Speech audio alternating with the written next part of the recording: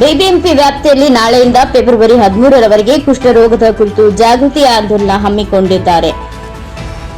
BBMP ವ್ಯಾಪ್ತಿಯಲ್ಲಿ 30ನೇ ಜನವರಿ 2025ರಿಂದ 13ನೇ February 2025ರವರೆಗೆ ಕುಷ್ಠರೋಗದ ಕುರಿತು ಜಾಗೃತಿ ಆಂದೋಲನ ನಡೆಸಲಾಗುವುದು ಎಂದು ಮುಖ್ಯ ಆರೋಗ್ಯಾಧಿಕಾರಿ ಡಾಕ್ಟರ್ ಸಿರಾಜುದ್ದೀನ್ ಮದನಿ ಅವರು ತಿಳಿಸಿದ್ದಾರೆ. 2016-17ನೇ ಸಾಲಿನಿಂದ ಬೃಹತ್ ಬೆಂಗಳೂರು ಮಹಾನಗರ ಪಾಲಿಕೆ ವ್ಯಾಪ್ತಿಯಲ್ಲಿ ಕುಷ್ಠರೋಗ ನಿರ್ಮೂಲನಾ ಕಾರ್ಯಕ್ರಮವು ಅನುಷ್ಠಾನಗೊಂಡಿದೆ. ಪಾಲಿಕೆ ವ್ಯಾಪ್ತಿಯಲ್ಲಿ 144 ಆರೋಗ್ಯ ಕೇಂದ್ರಗಳು, 5 ಸಾರ್ವಜನಿಕ ಆಸ್ಪತ್ರೆಗಳು, 8 ವೈದ್ಯಕೀಯ ಕಾಲೇಜು ಆಸ್ಪತ್ರೆಗಳು, 2 ಸ್ವಯಂ ಸೇವಾ ಸಂಸ್ಥೆಗಳು ಸದರಿ ಕಾರ್ಯಕ್ರಮದಲ್ಲಿ ಕಾರ್ಯನಿರ್ವಹಿಸುತ್ತಿವೆ.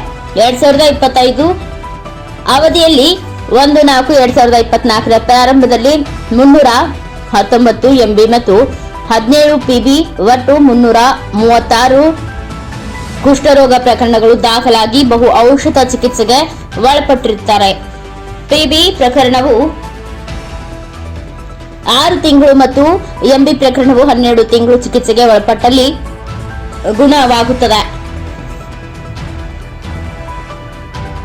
ಕುಷ್ಠರೋಗ ನಿರ್ಮೂಲನಕ್ಕೆ ಮುಂದಾಗಿರುವ ಪಾಲಿಕೆ ಆರೋಗ್ಯ ಇಲಾಖೆ ಜನವರಿ 30ರಿಂದ ಫೆಬ್ರವರಿ 13ರವರೆಗೆ ಒಟ್ಟಾಗಿ ನಾವು ಕುಷ್ಠರೋಗದ ಬಗ್ಗೆ ಜಾಗೃತಿ ಮೂಡಿಸೋಣ, ತಪ್ಪು ಕಲ್ಪನೆಗಳನ್ನು ಹೋಗಲಾಡಿಸೋಣ ಮತ್ತು ಕುಷ್ಠರೋಗದಿಂದ ಯಾರು ಬಾಧಿತರಾಗದಂತೆ ನೋಡಿಕೊಳ್ಳೋಣ ಶೀರ್ಷಿಕೆಯಡಿ ಜಾಗೃತಿ ಆಂದೋಲನ ಹಮ್ಮಿಕೊಳ್ಳಲಾಗಿದೆ.